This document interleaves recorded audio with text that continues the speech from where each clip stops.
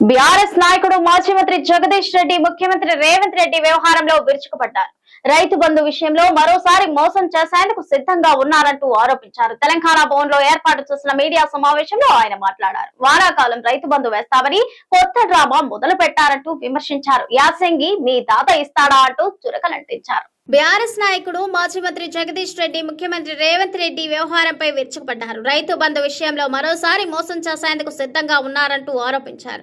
తెలంగాణ భవన్ లో ఏర్పాటు చేసిన మీడియా సమావేశంలో ఆయన మాట్లాడారు. వానాకాలం రైతు బంధు వేస్తామని కొత్త డ్రామా మొదలు పెట్టారంటూ విమర్శించారు. యాసంగి మీ తాత ఇస్తాడా అంటూ చురకలంటించారు.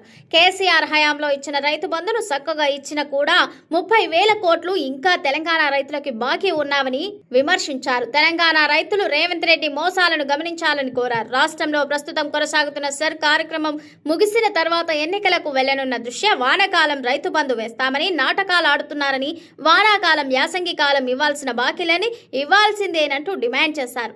రేవంత్ రెడ్డి బ్యాంకును కూడా బ్లాక్ మెయిల్ చేసే మునగాడని ఆరోపించారు.